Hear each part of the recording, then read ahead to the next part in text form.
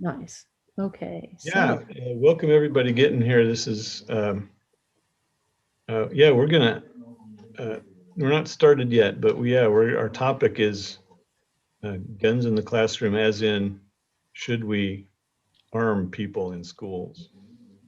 Is that a good thing or a bad thing?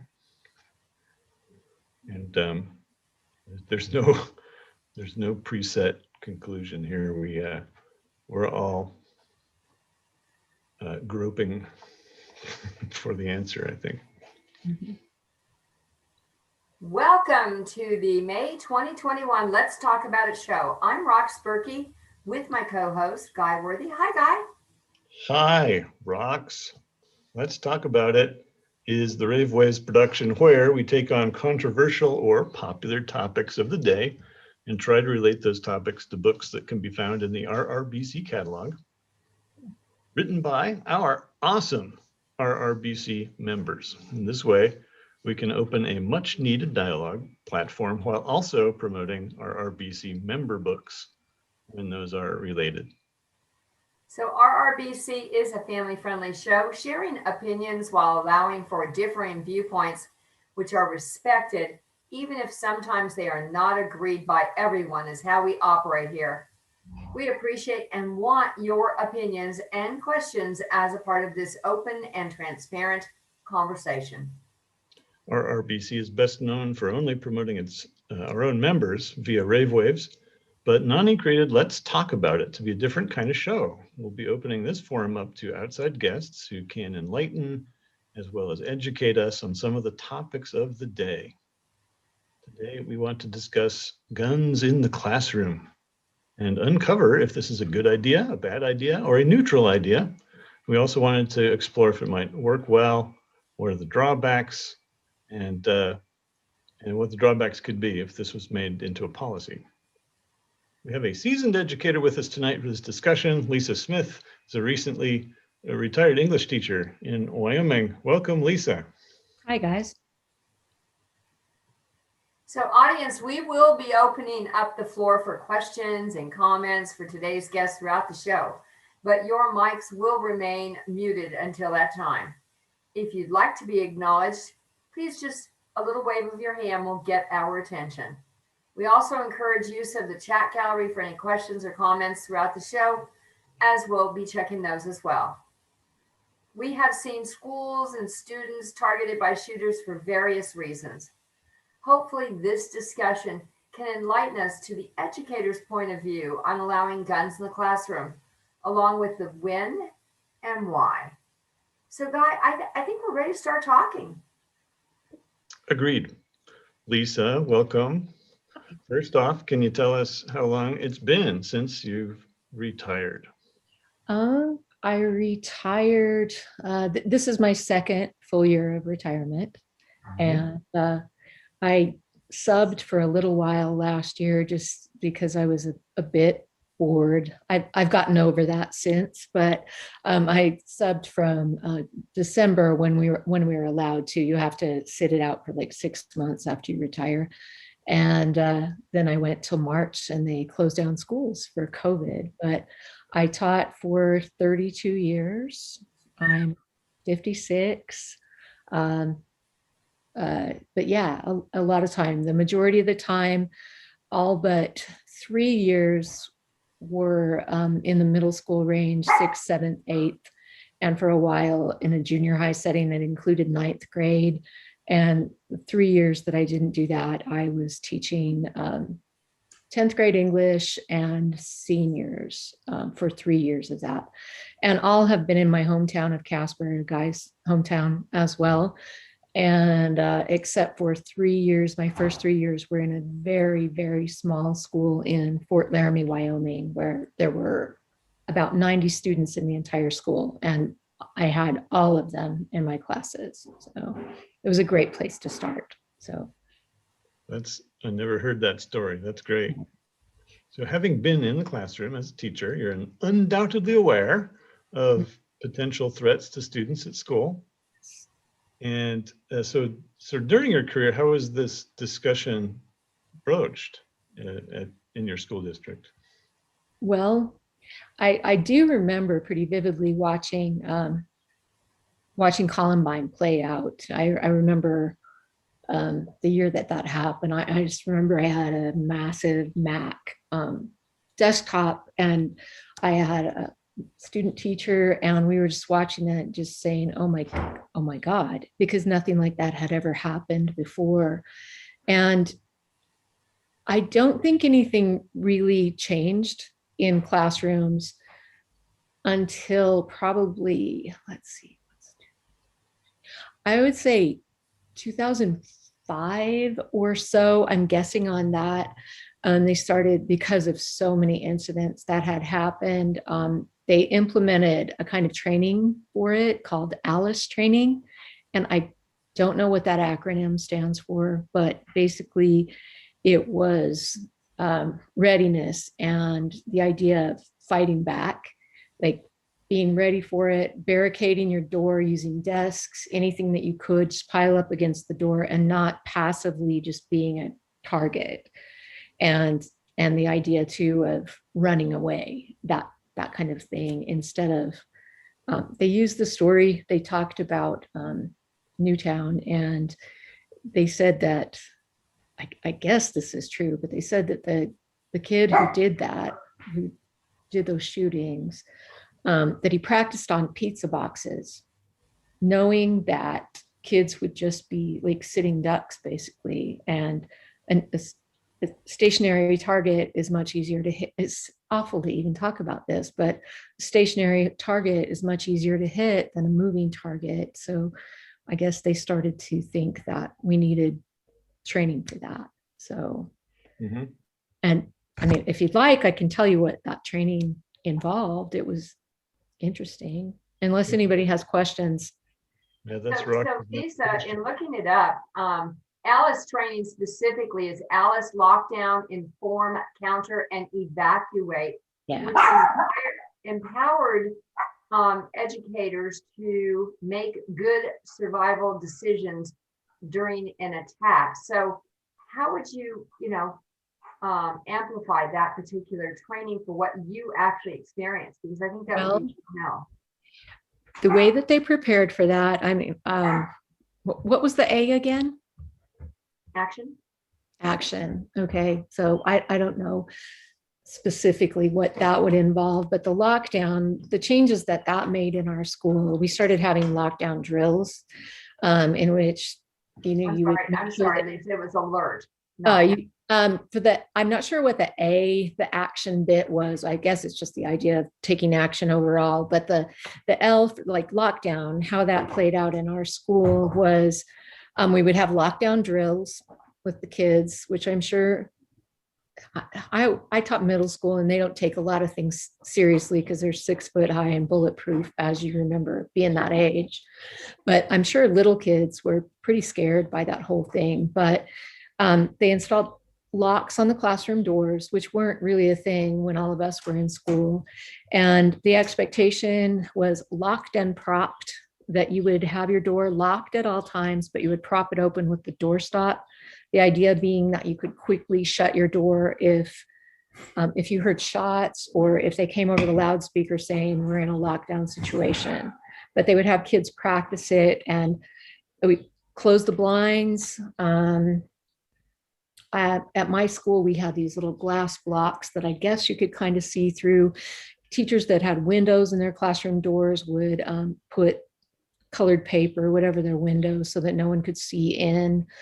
But yeah, the kids, the idea was that they would sit down and be really, really quiet, in hopes that nobody would know anyone was in there. And then I can't remember what's the I again? The I is inform. Inform. I guess that's when they would like tell us over the loudspeaker, this is what's going on. And I don't know if there would have been a situation where it would have been a secret, but the counter would be, they taught the kids in the training to do anything they could to do it, like part of the lockdown, I guess, if it were a real thing, would be like piling desks up against the door, anything to create a barrier. The kids were taught, like, do anything you could, throw books, anything. They talked about something called the OODA loop, that someone comes in and they're planning to shoot you. They expect you to be just like a sitting duck. And if you do something to interrupt that OODA loop, supposedly you can really screw up their plan, basically. And then the idea of the evacuating is just getting out. It always, I shouldn't make a joke out of this, but it always reminded me of a movie that was popular years and years ago called The In-Laws. And I can't remember who was in it, but there was this whole line where they're like going across, they're being shot out by drug dealers. And they're like, what do they say, Ernie? Serpentine. Serpentine, serpentine, you know, and they're supposed to be like running. And yeah, but the idea is that even seasoned police officers who've had lots of shooting range experience, that they have a really hard time, especially in a stressful situation, hitting a moving target. So kids have a better chance of survival if they run. And we had a place that we'd evacuate to. There was a nearby elementary school, and we practiced drills where we would leave and go to that elementary school where in a real situation, buses would be waiting. Kids were instructed to, if they lived close by, that they should just go to their house and not worry about like ditching or whatever, that they should just leave, just get out. So that's kind of what that's the training for the kids. But any questions about that? Yeah, there is a question on Okay. that one. All right. How did the kids feel about taking those drills? Did they feel like we were instilling fear into them, or that it was a joke? Or I mean, was there any sense from them as to how they felt? I never felt like kids treated it like a joke, which was reassuring. However, I don't think the more drills you had, I think the more complacent they got. It's just like anything, you know, it becomes kind of a routine. I would have a hard time keeping them quiet. Like if but they would always ask, is this actually, is it just a drill? Is it the real thing? And I was like, you guys have to act like it's the real thing every time. So I just need you to be quiet. And sometimes I would just kind of quietly go on with instruction because it's kind of precious time, but just like quietly while they're sitting on the floor, just keep talking about what we're talking about. But yeah. Like I said, I think younger kids, I had one of my daughters when she was about 10 went through a stage of horrible anxiety. She was convinced that she was going to get bird flu when that thing was going out. And we would go to the grocery store and she would have to constantly call us on the cell phone to check. And I think of a child like that going through major anxiety, that it would be traumatic, I think. Mm-hmm.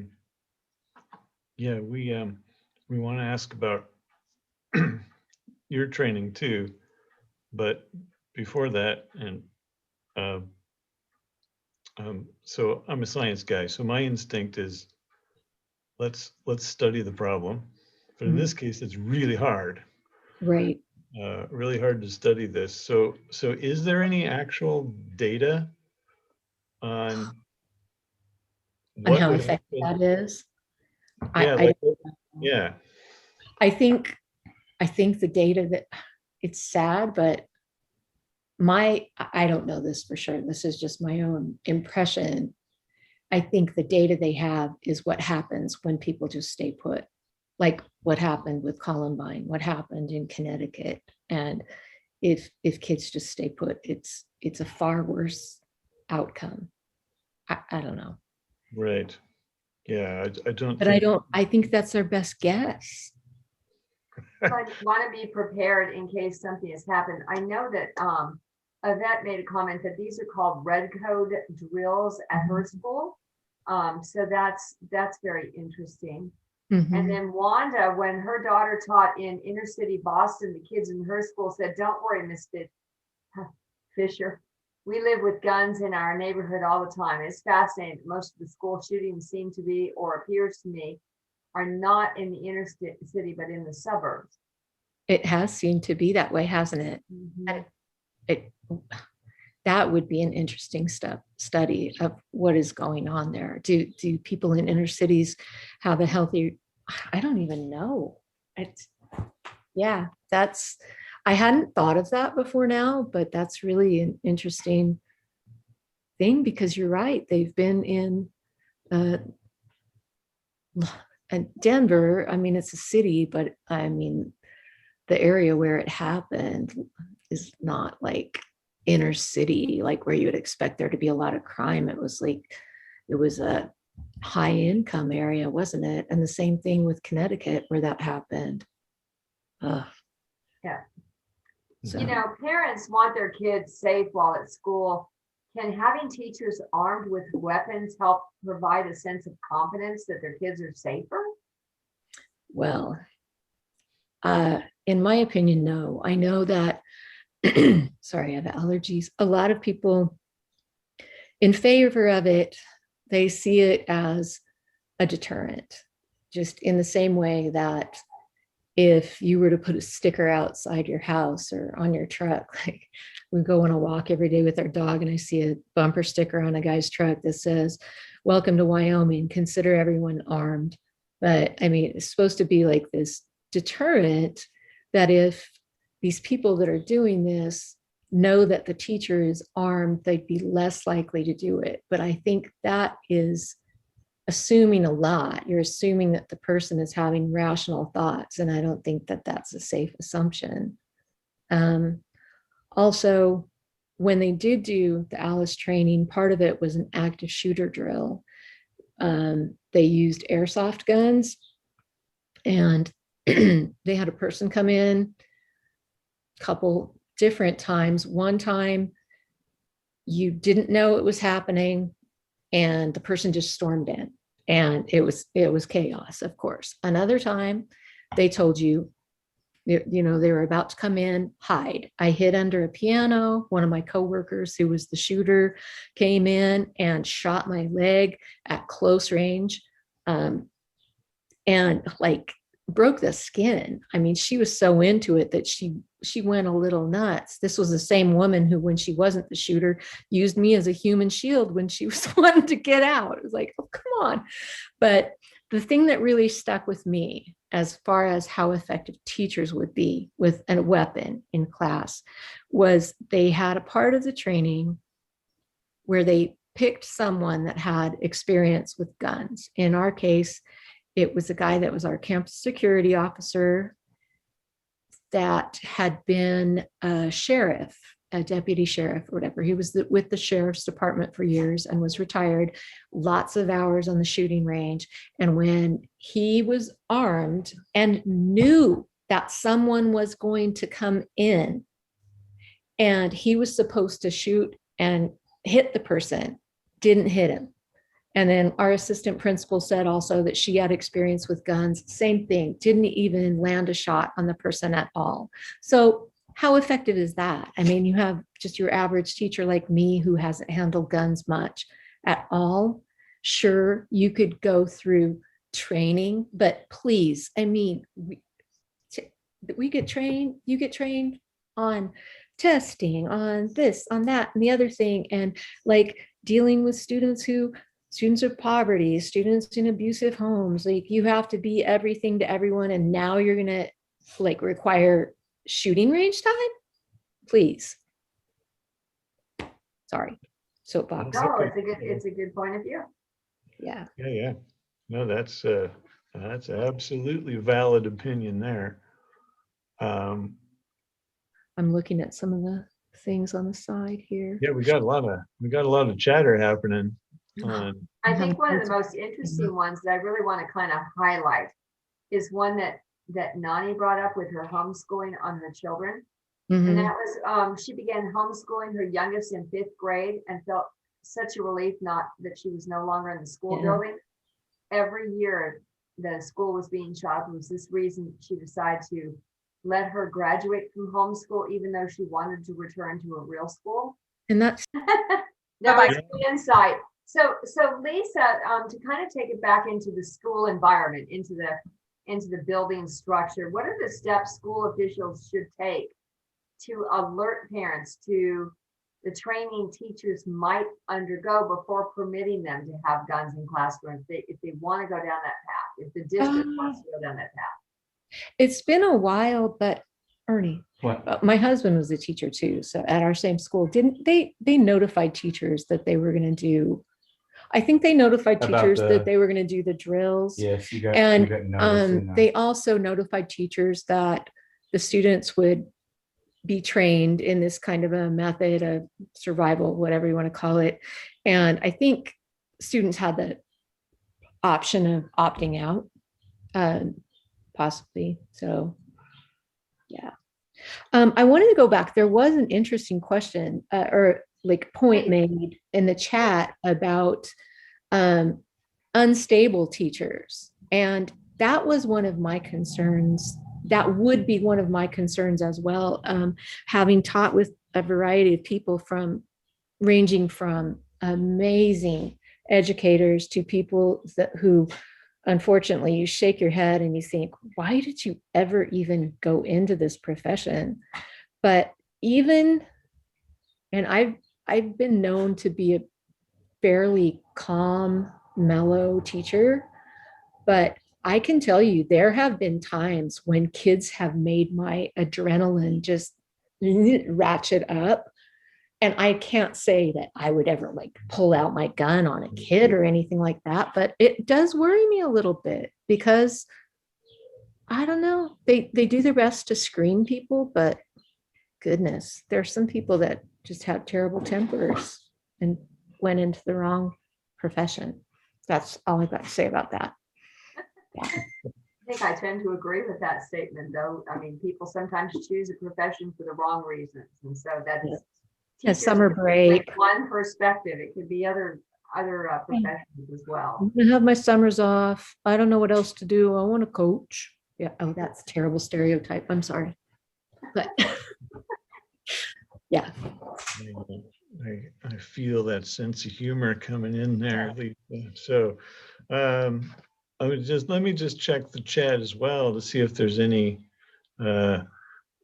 interesting. Do we have any questions that someone from the gallery would like to pose directly to Lisa? I mean, we can read what's in the chat, but if you want to ask a question, please let us know. Hey, I do see one from John.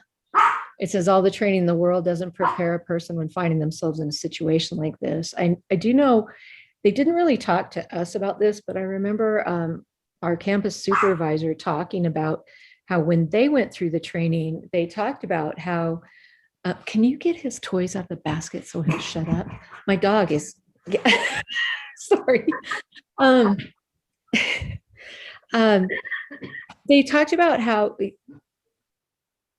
I can't imagine being this aware at all times, but like if you go into say, oh, Wendy's for lunch, the very first thing you should do is orient yourself to where the exits are, and also to be aware that maybe an exit might not be your best way out, that perhaps you would go like crawl over the counter and go out the back way. And the same thing like with the movie theater, with the idea of just like, for example, in a theater, most people would probably, if there were a situation like that, they would go out the way they came in, when in reality, you should scan for all the exits and realize that there's more than one way out. And I can't say that even after that training that I do that.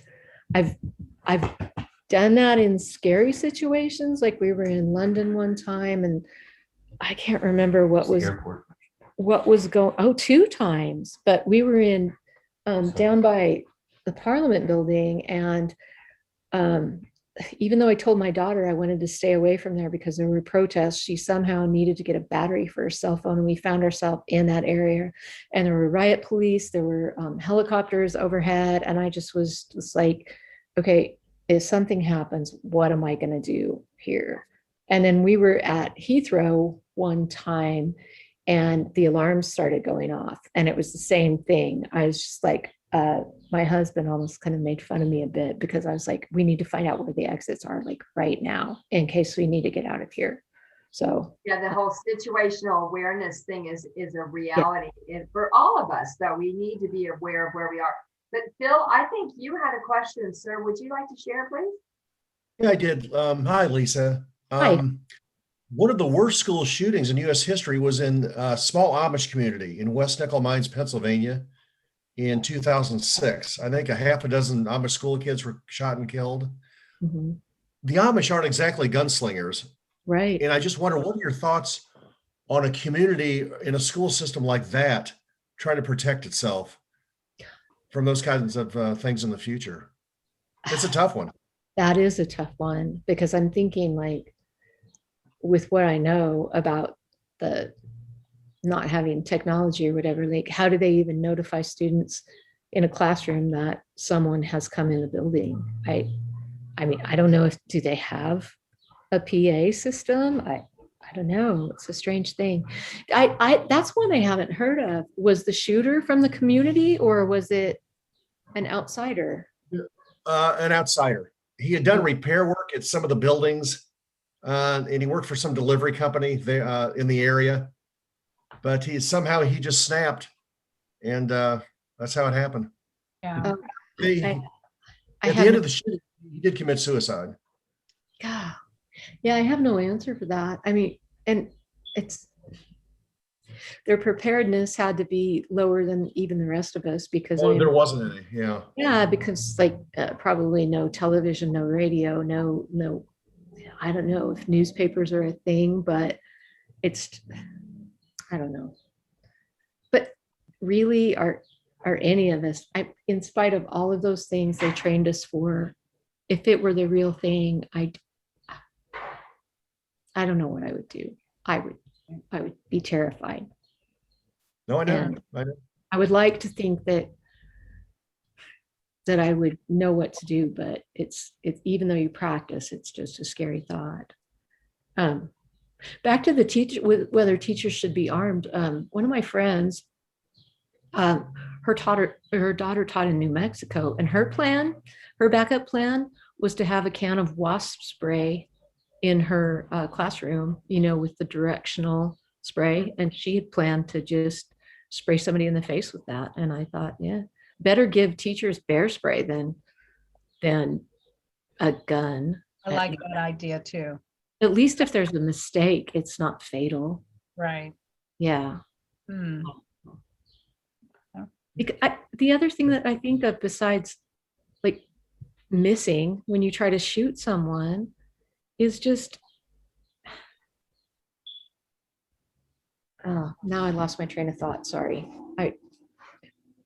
It was something to do with the bear spray. Oh well, never mind. That's Sorry. okay. That's okay. So in I don't know, certain geographical locations and certain corners of the country, people love guns, and Oh boy, they do think they love guns in Wyoming? Yes. Yeah. Where you are, Lisa? You're in Wyoming? Yes. Okay. Yeah. and there's support for having basically any teacher that wants to have a concealed weapon. Yeah.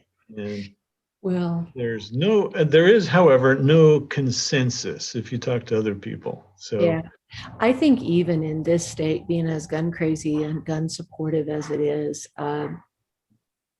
I don't think it's been a popular idea. I think they tried in Gillette, a town north of here, to make it a thing, make it okay. And I don't think it went through. I do remember what I thought, like with the bear spray and the making a mistake. Not only is there a possibility of you missing and not being very effective with the gun, but just the possibility of making a really grave error, not so much like shooting a student, but like somebody like came to your door and you thought it was the shooter, and like it was a police officer or somebody that was there to help you, and you made a mistake. Yeah. So Lisa, I have heard some discussions from schools that are considering having like guns, but they're also considering like blanks or darts, rubber bullets, that kind of thing, where there would be no chance of significantly, having a lethal kind of thing. So I don't know, to me, that kind of seems along the lines of, Do bear some- spray or Do wasp something spray. simpler, just like have mace or something like that. I mean, the person's not going to be expecting that to happen. I don't know. And again, like a lot of these shootings that are happening anymore, they're coming in with like AR, like not so much always school shootings, but like some of the shootings in the communities, they're coming in with like AR-15s that are shooting off multiple rounds. They're not going to arm teachers with those. Oh, no, of course not. Yeah. And so what chance do you have to defend yourself against somebody that's got such an efficient weapon? No, it's a great point. So if communities want to allow the decision or not allow the decision, what steps and processes do you think should be in place? Well, I think that some of the things, I don't know about all schools, but they have started to control entrances and exits better. I know at the school where I taught, there was like I guess you would call it like an entryway or like a vestibule kind of a thing. So you could come in unlocked through that. And then that was the only unlocked exit or entrance to the school, the front door. And there was a window to the office, and I think it was bulletproof window. And visitors would have to like identify themselves and then be buzzed in at that point. And so I think that is a good step. I don't know about metal detectors. We haven't gone to that in our city. I don't know if that's necessary, but I do know I felt a bit safer with the controlled entrances and exits. Although if somebody had someone on the inside helping them, like another student helping them, it would be so easy to just prop open a door. And they had to be really, there had to be a lot of teacher training, because it was a habit when you would take a group of students outside to do something like launching rockets or something like that, to just like put the doorstop in, to prop the door open so that you could get in after you came out. But they also did key fobs, like to let yourself in. And so that's probably more secure than a keys situation, because like if you lost your keys, they would have to rekey all the doors, but with the fob, they would just deactivate a fob, like if you lost it. So, Right. I mean, there's been some small changes like that that aren't super expensive that I think have been effective. And the training, having the kids be aware, and teachers. I got out my calculator one time and I calculated how much it would cost for a security guard in every school in the United States. Ugh. And it was a lot of money. Well, it's funny. My sons went to a high school in an area that's had some violence in it, and they have security guards in every building, and they have metal detectors and have for almost 15 years. Mhm. So they've never actually had a shooting, Yeah. but it is the security groups that do have weapons, not the teachers. But I don't know that necessarily makes me feel any better for what your point was. They're a security guard. They're not someone who trains all the time and really Yeah.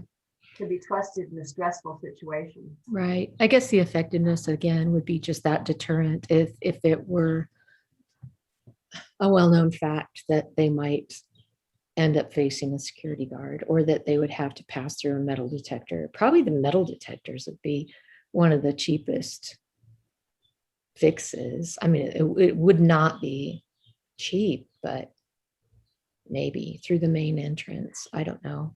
I can tell you though that in our state, there would be people that would throw an absolute fit about that, because they would be like, oh, I have the right to do concealed carry, my concealed carry license. I mean, we're a place where you go to the Murdoch's, the farm and ranch supply, and you can buy like a purse that's like a concealed carry purse specifically made for that purpose. just mind-boggling to me. And buy pink guns. Oh God.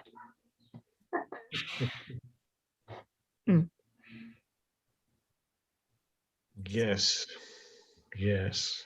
The real world. I mean, I think of when Guy and I were in high school in Wyoming, guns were a part of people's lives.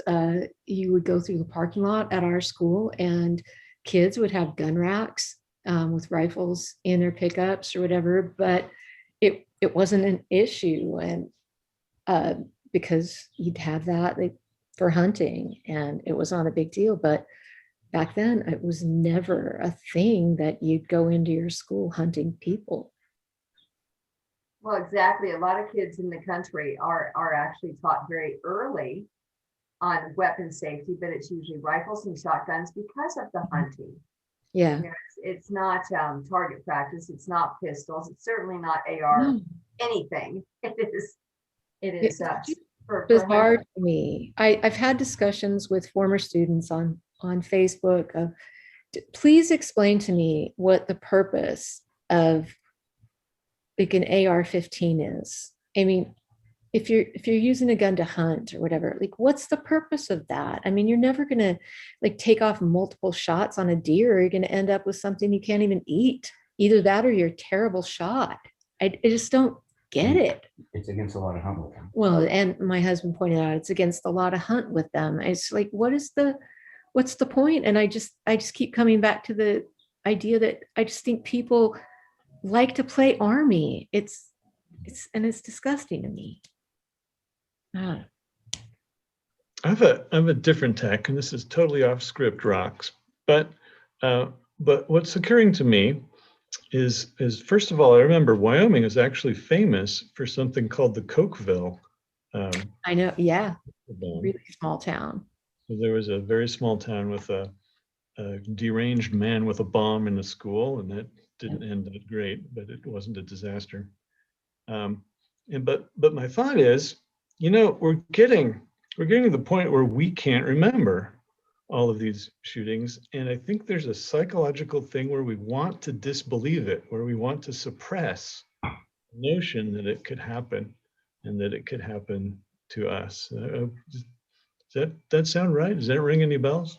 Oh, agree. Look at like just a few weeks ago. I mean, they were like, how many in just 1 week at a mall in Florida, at this, that, and the other thing. Just that one in Walmart in Texas where people are just in there shopping, and it does, you become numb to it after a bit.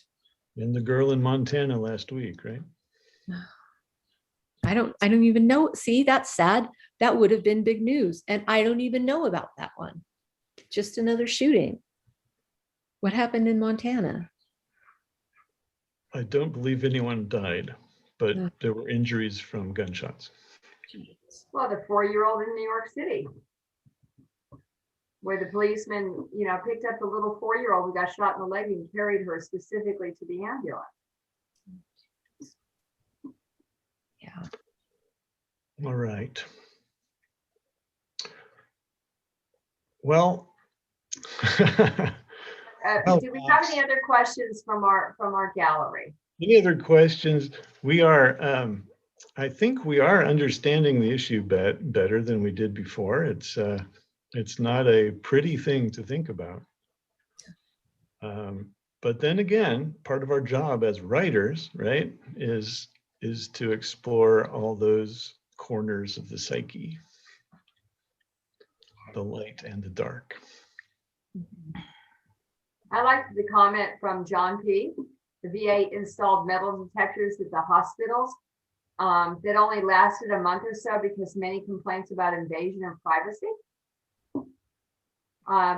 And so there's a lot of different surrounding issues, I think, that come to bear outside of schools. Schools is one area because everybody's focused on kids and trying to protect children, but we have shootings that are outside of schools as well. I think the school, you know, Columbine was the one that always flashes to my mind, always. Mm-hmm. Yeah, but any crowded place is fair game Yeah, for, you did that one in Aurora at the movie theater. Yeah. Mhm. So, And Wanda brought up Virginia Tech. That's Yeah. another one. I mean, that there are some very, very, very concerning people that they get a hair off plumb and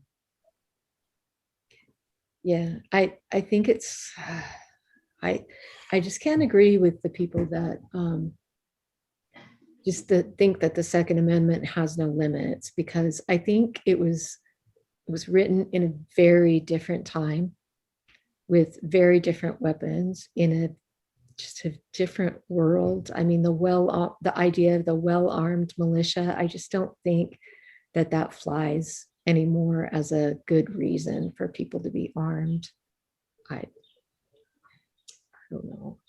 It's just it's back to what your one of your previous discussions about vaccines. It's like, you know, when do your rights end when it affects so many other people in a negative way, like with masks or anything like that? Yeah, it's your right to not wear one, but Mhm. Right. Phil, Yes. did you have another question or comment? I think the media and the entertainment industry shares a lot of responsibility here too. I mean, the violence in movies, on TV, and video games is completely out of control, and nobody seems to want to rein that in. you know what's crazy? I can't cite actual sources for this, but I've read in numerous places, I think because kids have done it as a topic for persuasive or argument writing, that violent video games, that they've shown that it really doesn't increase aggressiveness that much, which I find counterintuitive. It does seem like they glorify violence. I would like to know who did that study. Yeah, I probably should look it up, but I just remember it because I was surprised. Yeah. Yeah. No, I Yeah. remember that study too. It's a little shocking. Like more than one, I think, that violence in movies and video games, and like where you're passively just absorbing it, that it's not as big a deal as you would expect. I can tell you that police officers don't agree with that. They see so many copycat crimes after some new way Yeah. of killing someone shows up on the movies. They see Uh, it mimicked in real life. So I'm sure no Yeah. yeah, no police officer would agree with that. yeah. Wanda, did you have a question, ma'am? Bit of a comment. I think that the video games, maybe some of the people that answered that survey said, well, you just press the reset button and it's all over again. So, Yeah. and I think that once you have one of these violent shootings, no matter whether it's in a school or at a mall or whatever, you can't press the reset button. And I think that there's a big difference there. And about the Second Amendment, I put this in the chat. My father used to shoot the guns that were available when the Second Amendment was written. Right. And let me tell you, if everybody, he was able to reload one of those guns in 20 seconds. But most normal people would probably take you about a minute to reload the gun. Yeah. And he was an expert marksman. And if he met anybody that said that they need to have one of these automatic weapons to go deer hunting, he would say, put them down, go back to the rifle range and learn how to shoot, Mhm. because that is not what you need to be a good hunter. And I think that that's something that is lost on this generation of gun owners who think that they need all of that power in order to be a good gun owner. And I have a brother-in-law who is a very adamant gun owner. And the NRA that my father used to belong to is not the NRA of today. So it's very interesting to see how all of these things kind of come together. The entertainment industry, as Phil was talking about, has a big role in this. And the violence in the video games, the violence in the you can't watch something on television without there being some big shootout. And it's amazing to me how the actors are able to get away from all these flying bullets, but the people are after can't. Yeah. So anyway, Um, that was my comment. I'll mute myself now. No, that was a great comment. I think that's a good point. I'm curious what you all think about this. I was in line at the store the other day behind a man and his wife, and the guy had a t-shirt on that had an assault rifle on the back of it, and it said, "I prefer dangerous, um, okay, now I can't remember what it said. Dangerous freedom to peaceful tyranny." And I was just like, oh, okay. Hmm. Right. Yeah. Well, Rox, looks like it's time for us to wrap up. But boy, this has been a very eye-opening show. You know, I'd have to agree with you. Lisa, I'm going to thank you again for taking the time to drop in today and discuss guns in the classroom and really expand it to some other areas. Might we have any final words for our audience from you? We really appreciate you being here. No, other than I enjoyed the discussion, and yeah, I appreciate being invited. Thank you, Guy. So, My pleasure. Thank Yeah. you again. Actually, I have one final remark, which is that that mass violence is still very rare, and we need to keep a lid on it a little bit and realize we have a really big country, and just because we hear about most of these things through the media doesn't statistically mean there's really much risk. However, it is really horrible, so we do need to do whatever we can to yes, make most people are decent people, and yeah, it can become kind of frustrating and feel awful when what's in the news is all the bad news. Yeah. Right. Yeah. So Lisa, thank you. Thank you again. Appreciate your time today. Audience, we sincerely hope that you have enjoyed today's segment of Let's Talk About It. We hope that we left you with something to talk about and even more to think about as you go through your daily life, as many schools undoubtedly struggle with how to protect their schools and teachers and students. All right. And Thank you. remember, if you miss an episode of Rave Waves, Let's Talk About It, you can always catch up via the archives directly from past Rave Waves shows tab on the RRBC site. Thanks to those who joined in the Rave Waves gallery today. You were awesome. I'm Rox Berkey. And I'm Guy Worthy. Bye-bye for now.